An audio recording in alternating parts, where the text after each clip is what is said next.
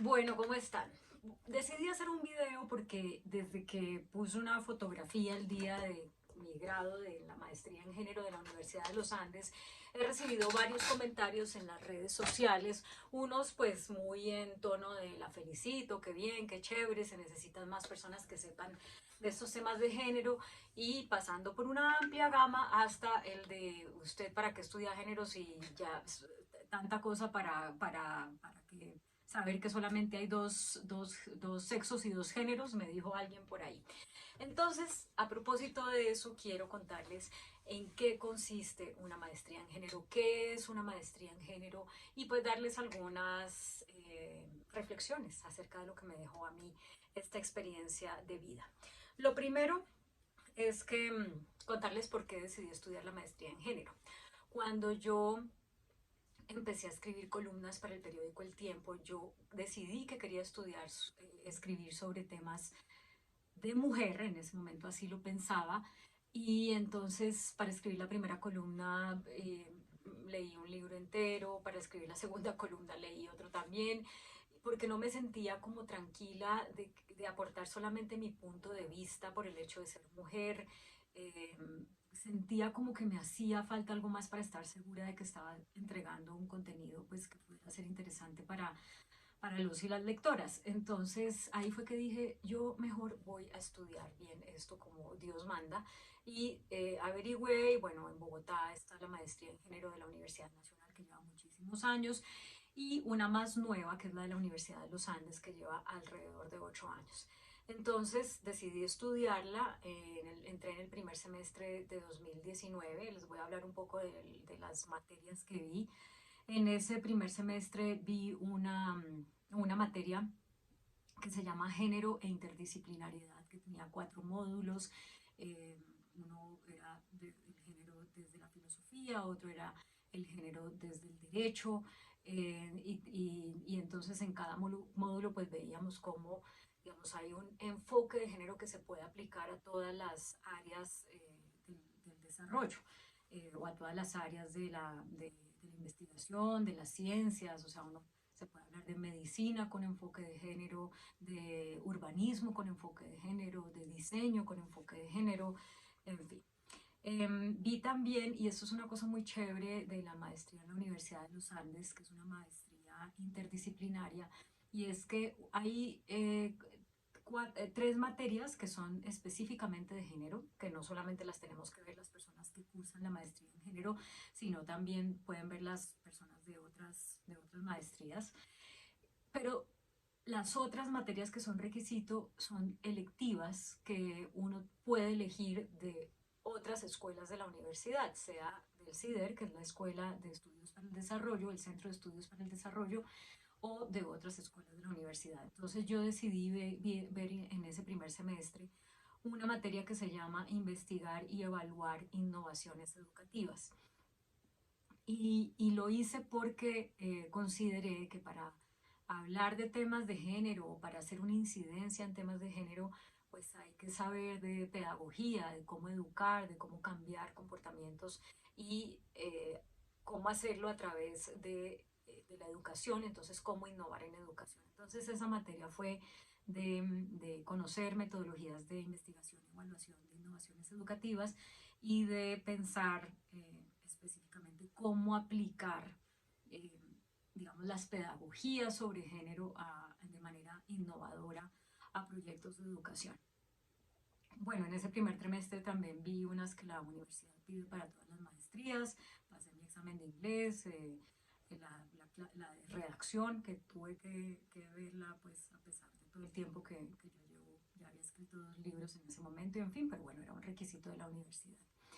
Luego estuve 2 semestres sin tomar materias porque ahí escribí mi libro en Brujas, desarrollé mi obra de teatro en Brujas y entonces pues la verdad no me quedaba tiempo. Y luego, ya aprovechando que estábamos en pandemia y se había como paralizado todo, entonces dije voy a retomar y ahí retomé con otra materia específica de la maestría que se llama Género en la Práctica, que fue una materia sumamente útil para entender cómo uno, con toda esta teoría alrededor del género, lo que han sido los diferentes tipos de feminismos, las 4 olas del feminismo, todos los estudios académicos alrededor de esto, cómo uno los puede aplicar para crear políticas públicas.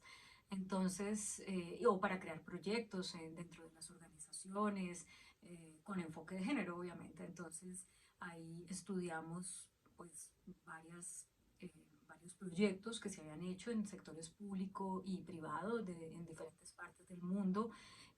Por ejemplo, recuerdo muy bien diferentes proyectos para la participación de las mujeres en política. En ese mismo semestre también vi 2 materias más, porque en ese semestre ya dije, no, yo quiero como hacer una doble titulación, estaba toda ambiciosa, eh, y quiero más bien hacer algo. Encontré una maestría en la universidad, en la Facultad de Artes, que se llama Humanidades Digitales.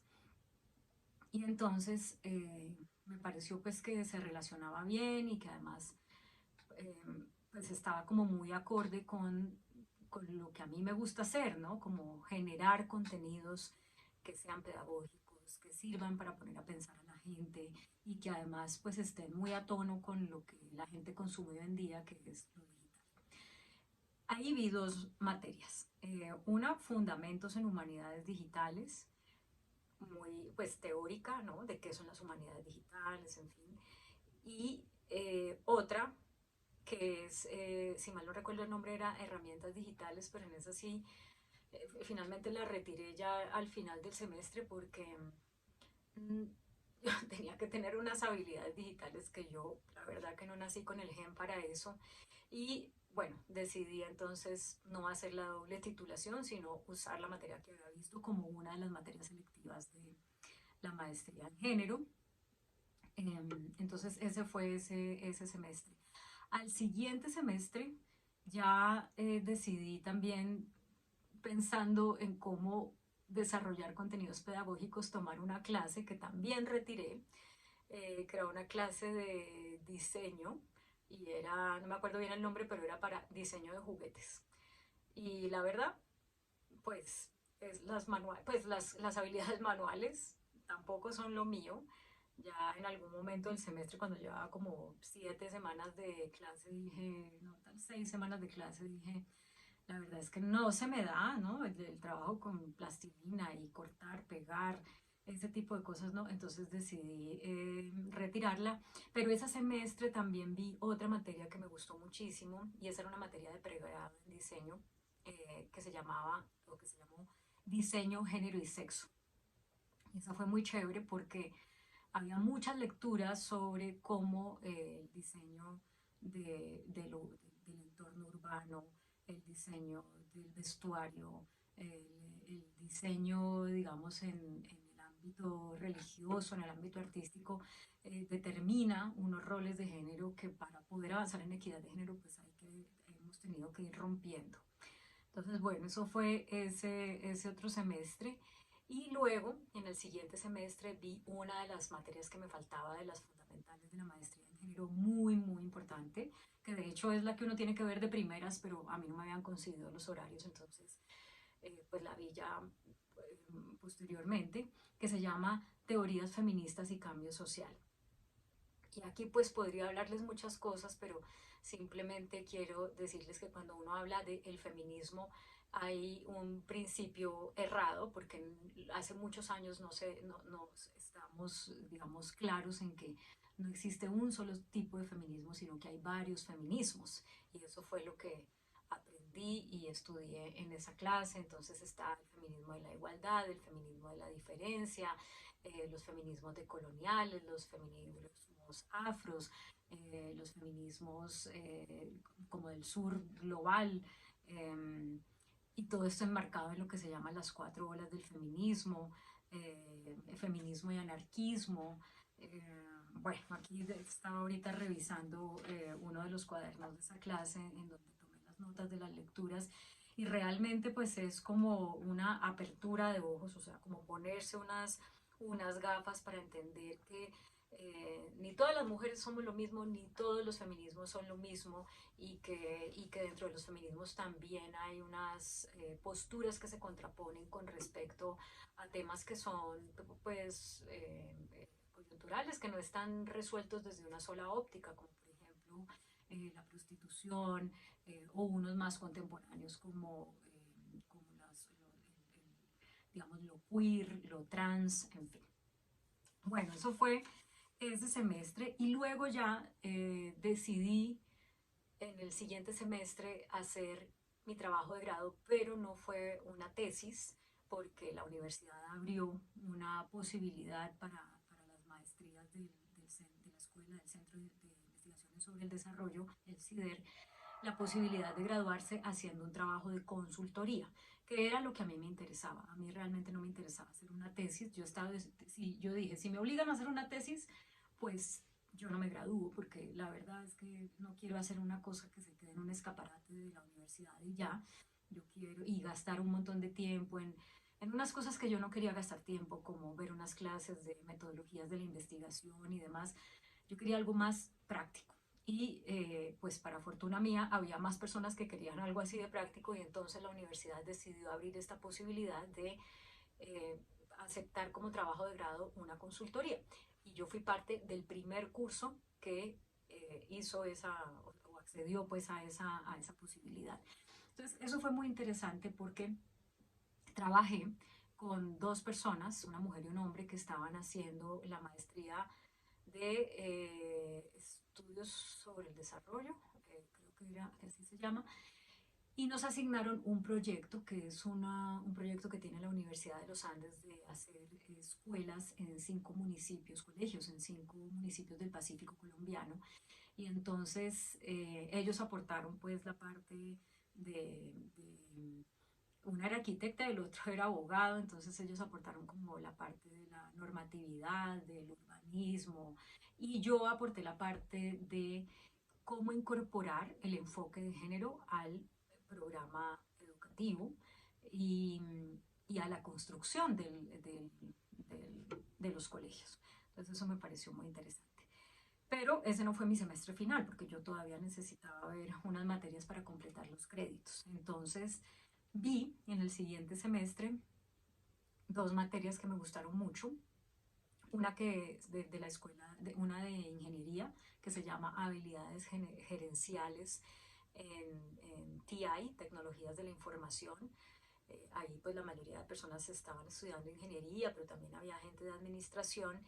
Y eso estuvo muy chévere, no tenía nada que ver con género, pero sí como, para mí fue muy útil, porque fue como uno, si decide, pues ya sea en género o en otras cosas, en el conocimiento que uno tenga, hacer de esto una propuesta de servicios, de productos, de desarrollo de productos, pues uno puede manejar esto desde lo gerencial, ¿no? Cómo hacer uno, digamos, su propio empleador, cómo ser uno su propio empleador con el conocimiento que uno tiene. Entonces, ese tenía varios módulos. El primer módulo muy útil de negociación, súper, súper útil. El segundo módulo era más como de comportamiento, etiqueta, estas cosas. Eso era chiquitico, 2 o 3 clases nada más. Y otro módulo ya más como era como un mix de un montón de cosas, ¿no? De análisis, como de relacionamiento público, investigación, bueno, tenía varios aspectos. Pero aún así, bueno, y vi otra clase, ya no me acuerdo en qué momento, ese mismo semestre, que se llama Musicología, de la Facultad de Música, éramos nada más 3 estudiantes, y entonces yo tenía como la idea de que esto me ayudara a poder sustentar algo que yo considero que es así, que es como las canciones que oímos pues van impactando o haciendo pues como un mapa en nuestra psiquis, que lleva a que de alguna manera aceptemos aceptemos ciertas cosas, o normalicemos mejor ciertas cosas de las relaciones de pareja. La mayoría de las canciones son sobre el amor o sobre el desamor.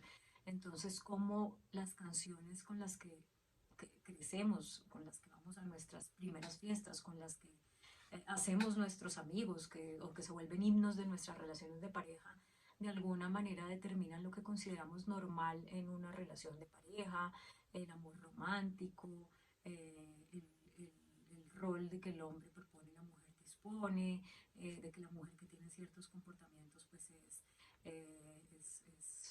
juzgada de una manera muy distinta a un hombre que tiene los mismos comportamientos y demás, y cómo eso ha ido sufriendo un cambio. Y entonces mi trabajo final fue sobre Karol G,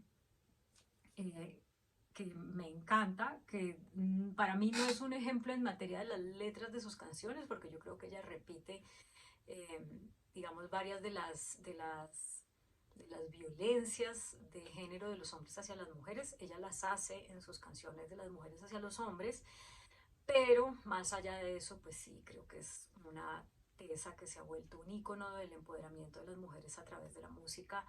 Y pues hablé con personas de su club de fans y analicé sus canciones y demás. Entonces para eso me sirvió esa clase de musicología. Y me quedaba faltando un crédito. Entonces, en el primer semestre de 2023, o sea, este año, hice un colloquium que la Universidad de los Andes tiene con universidades de otros países. Esta era una clase en inglés, se llama Global Education Colloquium, y ahí había personas de todas partes. Había personas de Siria, de Ucrania, y todo era alrededor de educación, de cómo, digamos, modelos educativos para trabajar en temas de género, modelos educativos para trabajar en temas de inequidad, modelos educativos para trabajar en mejoramiento del aprendizaje. Eso fue lindo, pues por conocer personas de otras partes, por escuchar experiencias de otras partes de primera mano. Además teníamos cada clase invitado pues una persona que fuera notable en el tema. En eso hicieron un muy buen trabajo todas las universidades del Colloquium. Y bueno, eso fue la maestría en género. Ahora bien, quiero terminar con dos cosas para las personas que preguntan como, pero usted hizo una maestría para darse cuenta de que hay dos géneros. Entonces, bueno, yo sé que este es un tema que causa rechazo de parte de mucha gente, eh, y creo que parte de esa gente que ve el mundo así es homofóbica, y algunos sencillamente no tienen la información completa, o consideran que de pronto es una manera de hacer un chiste.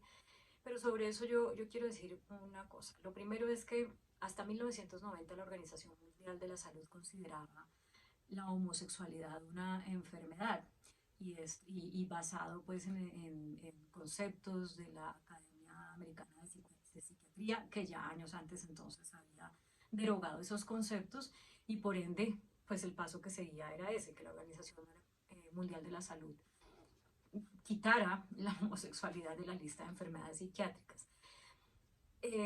A pesar de eso, pues sigue habiendo una gran homofobia con respecto a las personas que tienen una identidad de género diversa, es decir, que no se consideran del género correspondiente al sexo biológico con el que nacieron. Entonces aquí pues hay que entender dos conceptos. Una cosa es el sexo y otra cosa es el género. El sexo, pues si uno nace con órganos masculinos, pues es hombre; si uno nace con órganos femeninos, es mujer. Y también hay personas, un pequeño porcentaje de la población, que nacen con ambos órganos y son las llamadas hermafroditas.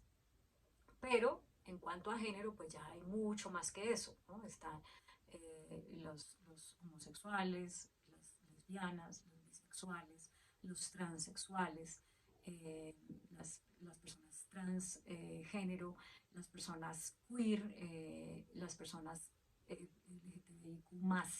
Más quiere decir, es una manera de decir, esta conversación está abierta. Y en la medida en que esta conversación esté abierta y que las personas que han estado, digamos, en las sombras respecto a su identidad de género, porque saben que se exponen a unas violencias, porque saben que se exponen a unas exclusiones, en la medida en que esas personas se empiecen a sentir cómodas para hablar, para decir cómo se sienten, pues habrá más, ¿no? Habrá otros géneros. Yo creo que en esto es normal que si uno creció, digamos, siendo como encasillado y en que no existe sino hombre y mujer, pues es normal que a uno, si esto le llega a los 20, 30, 40, 50 más años, uno diga, no, no, eso está mal y eso está muy raro y eso es inaceptable y eso es un problema psicológico o eso es producto de una sociedad permisiva, etcétera, etcétera. Pero yo creo que lo que hay que ver de fondo aquí es el daño que se le hace a las personas cuando uno no está como dispuesto a escuchar que hay unas identidades de género diversas. Y yo recuerdo mucho a una compañera de la clase de diseño, género y sexo hablando respecto al lenguaje inclusivo, que decía que ella toda su vida cuando decían él o ella, pues no se sentía incluida, que realmente no se sentía incluida. Y que por eso para ella que usaran el le, les, todes, este tipo de expresiones así, pues era muy importante porque eso le permitía sentirse incluida, pues porque ella, o él, no se puede decir ni ella ni él en este caso, es una persona no binaria. Entonces, y esta chica o esta persona, pues nació biológicamente como una mujer, por eso digo esta chica, pero realmente ahí es como indeterminado, como le podría decir. Eh, se quebró la voz, puso a llorar, le salieron lágrimas en medio de la clase y yo conservo eso, creo que es uno de esos recuerdos que nunca voy a olvidar porque eso me permitió comprender que lo que para unas personas pareciera que ya es como una palabra inamovible, ¿no? Una verdad inamovible, se convierte en una forma de violentar o de intimidar o de arrinconar a otras personas que tienen el mismo derecho de vivir en el mundo y de explotar sus talentos y capacidades que quienes somos heterosexuales. Entonces, pues sí, sé que muchas personas no están de acuerdo con esto, pero es parte de lo que yo comprendí a través de muchas lecturas y sobre todo a través del autoconocimiento y de decir, bueno, ¿por qué me cuesta trabajo el lenguaje inclusivo? ¿Por qué me cuesta trabajo o por qué me fastidio respecto a personas que tienen de pronto, eh, digamos, que son andróginas y que tienen unos comportamientos que me parecen exagerados, ¿no? En materia de rol de género. Y eso tiene mucho que ver pues con uno, con la forma como uno ha sido criado y es importante ver cómo eso se expresa de una manera que puede llegar a ser violenta para otras personas. Entonces, bueno, ¿para qué estudiar esto? Que es lo último ya que les voy a decir. Los Objetivos de Desarrollo Sostenible, que la meta de cumplimiento es en 2030, son 16, 17 si no estoy mal. El número 5 es el de equidad de género. Y cuando se trazan estos objetivos de desarrollo sostenible y se establece como uno de ellos la equidad de género, pues es porque se considera ya a través de estudios que se han hecho que si no se logra la equidad de género, no va a haber manera de poder enfrentar esos otros desafíos que tenemos como sociedad y que son universales, la pobreza, el cuidado del clima, la equidad en otros aspectos, en el acceso a la salud, en el acceso a la educación.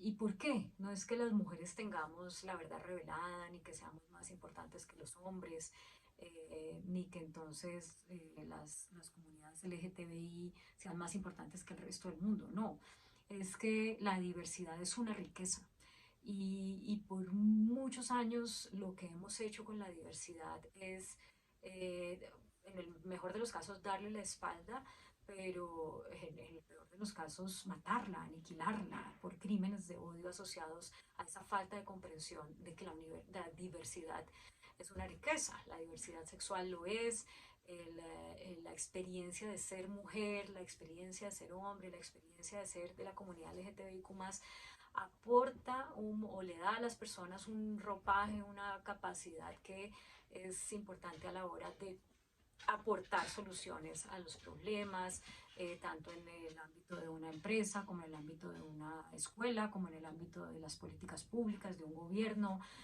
a nivel estatal grande, pero también a nivel local.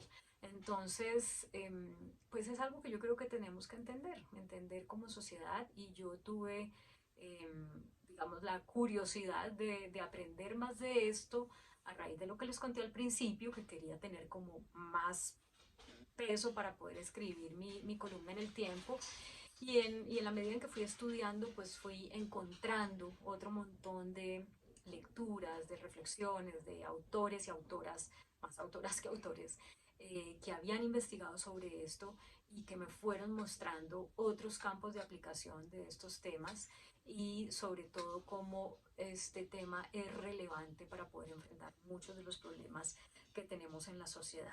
Entonces, bueno, espero con esto haber respondido a las personas que me escribieron después de que publiqué que me había graduado de magíster en género, que me preguntaron qué era eso de una maestría en género, o que me criticaron o que se burlaron, pero pues también tengo que decir que la gran mayoría fueron personas muy amorosas que celebraron, pues digamos, un nuevo paso en mi carrera.